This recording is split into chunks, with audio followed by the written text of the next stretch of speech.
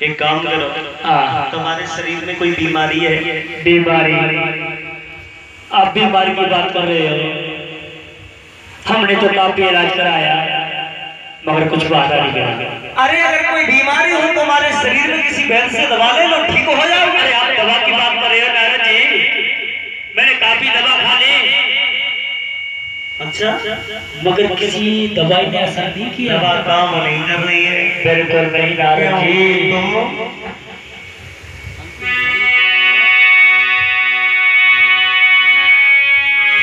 भोजराज कल से समझा करके बोला है नारद,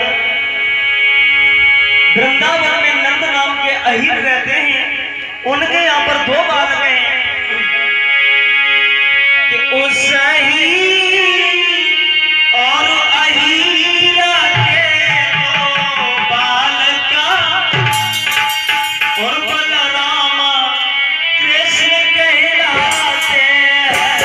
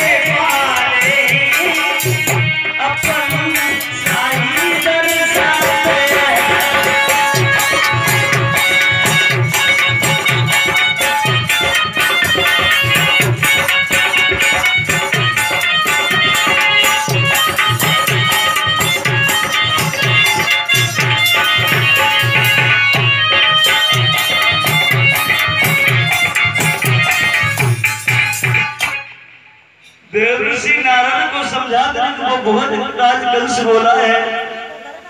नारद, शायद तुम्हें पता नहीं होगा, वृंदावन में नंद नाम के अहीर रहते हैं, उन्हीं के यहाँ पर दो बालक हैं, कृष्ण और बलराम। दिनों दिन उनका बल बढ़ता देख करके मैं मुरझाता जा रहा हूँ। भूख लगती नहीं है, प्यास लगती नहीं है, नींद आती नहीं है। फिर आप ही बताओगे कैसे मोटा होगा? आपने कोई राक्षस को नहीं भेजा से मारने के लिए? नारद, हाँ, तुम एक की बात करते हो, मैंने अनेक राक्षस भेजे लेकिन कोई भी लौट करके नहीं आया। किसी ने आकर के हमें यह नहीं बताया कि महाराज तुम्हारा काल छोटा है, लंबा है, मोटा है या पतला है, काला है या गोरा है, कैसा है? अच्छा, समझ में नहीं आता है। कंसराज, हम आपको एक उपाय बता रहे हैं। बस नारद जी, आप हमारे पास में आए हो, तुम तो हर जगह पर चलते रहते हो। हाँ, हमें कोई ऐसा उपाय बता दो जिससे कि मैं निश्चिंत हो जाऊं। बिल्कुल निश्चिंत हो जाओगे। बड़ा परेशान रहता हूँ नारद। सुनो, हाँ, एक पत्र लिखो। पत्र? हाँ, और उस पत्र में लिखो, हाँ, यादवों के राजा नंद। अच्छा, हाँ, उस पत्र में हम लिखवा दें, हे नंदराय, कल हमें एक छपरिया पुष्पों की आवश्यकता है। जी जी जी। और नंद और उनके दोनों बालक हमारे यहाँ पर उपस्थित हो जाए उन पुष्पों को लेकर के। और अगर पुष्प नहीं लेकर के आए तो हम उस नंद और उनके दोनों बच्चों को पकड़ करके जेल खाने में डाल दें। क्या नारद, आपने तो मेरे मन की बात कह दी। नारद जी, कहिए। वो फूल ले तो आएंगे। पागल हो, तुम्हें कुछ मालूम है? कैसी? उस काली देह पे काली नाग रहता है, बड़ा विषैला है वो नाग। अच्छा, कोई भी पशु पक्षी वहाँ का पानी पी लेता है वो मर जाता है। और सुनो, बोलो, अगर कोई पक्षी ऊपर से उड़ करके जाता है तो वो भी मर करके जमीन पर गिर जाता है। इतना विषैला वो नाग है। वाह नारद, पुष्प आएंगे नहीं, अगर लेने जाएंगे तो मारे गए। और नहीं लेकर के आएंगे तो तुम पकड़ करके डाल देना। क्या बात कही है नारद, निश्चिंत हो जाओगे। नारद आपको एक बात मालूम होगी, क्योंकि हम महात्मा लोगों से बहुत घृणा करते हैं। अच्छा, तो केवल एक आप ही ऐसे संत हो जो हमें अति प्यारे लगते हो। अच्छा, क्योंकि हमारे जैसा तुम्हें कहीं मिलेगा नहीं कोई। सुनो, खैर कोई बात नहीं, कल से हमारे पास में इतना समय नहीं है, हम जा रहे हैं। ठीक है, कल से हम चल रहे हैं। ठीक है, फिर आते देवर्षि नारद चले गए।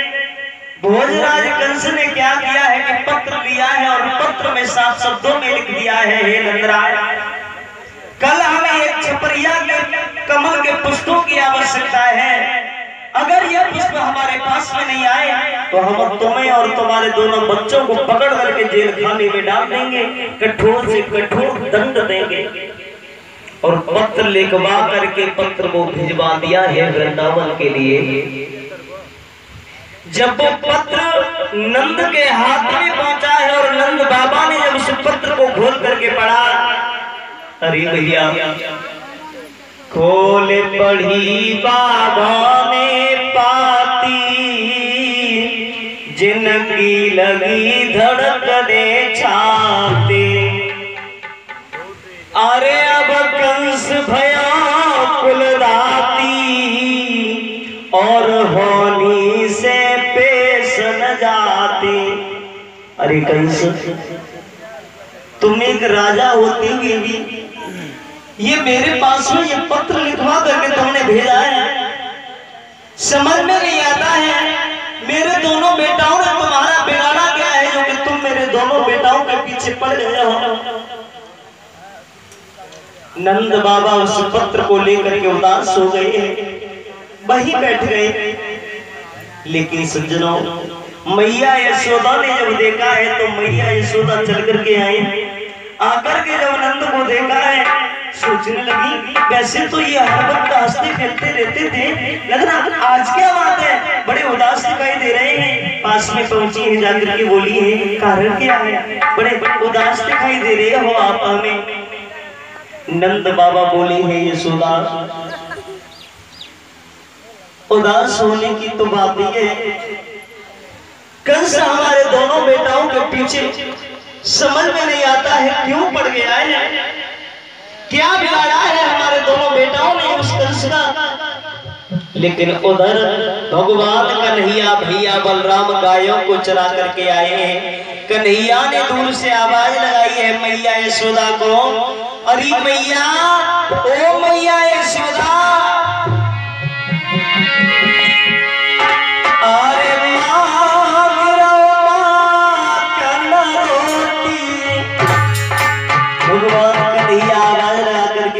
मैया देख, तेरा लाला आज गायों को चरा करके आया है और मैया जा लाला को भूख लगी है, भोजन करा।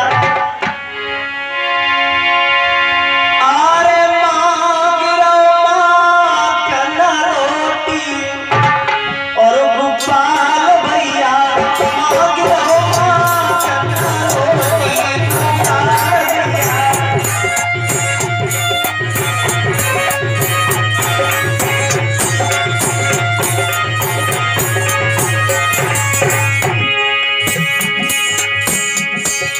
मैया यशोदा ने जब कन्हैया की आवाज को सुना है, वो माँ आंगन में बैठी है।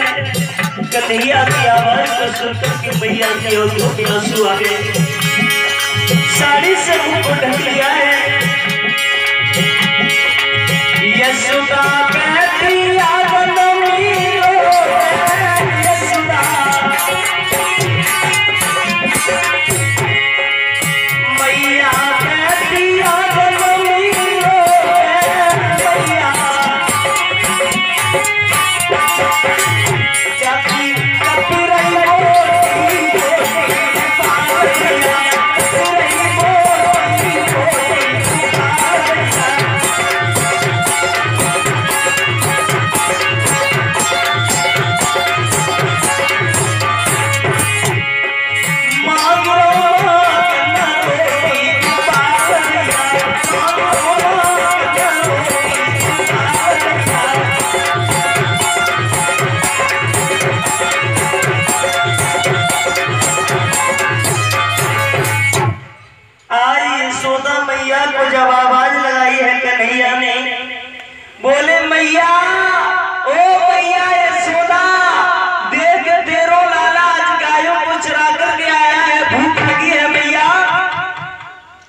भोजन दे दे मैया।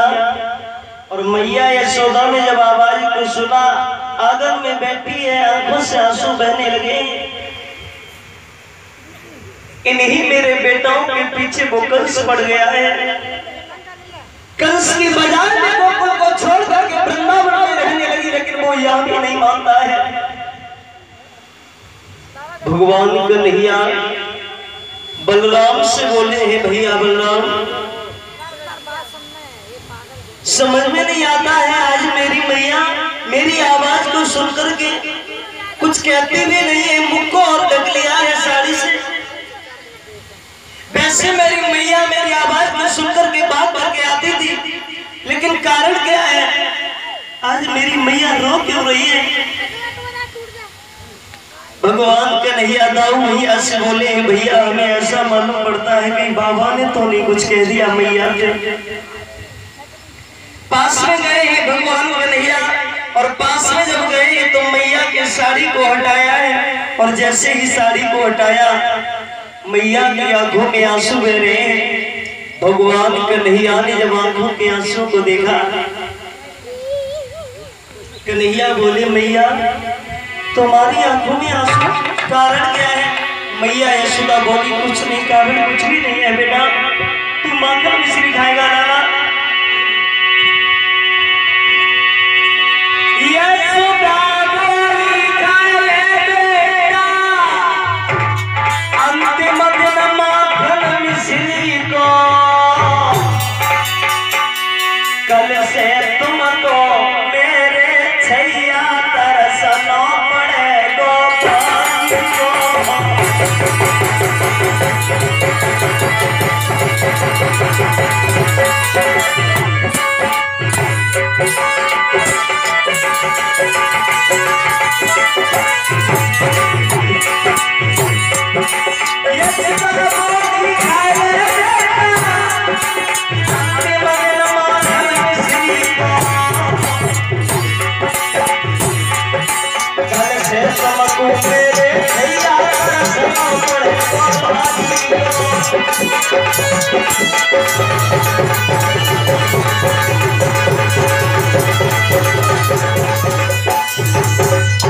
मैया यशोदा बोली है, कन्हैया मैं जानती हूँ तू गायों को चरा करके आया है, सुबह से गए हो तो दोनों भाई भूख लग रही होगी, जरूर लग रही होगी तुम्हें लाला, परंतु एक बात का ध्यान रखना लाला,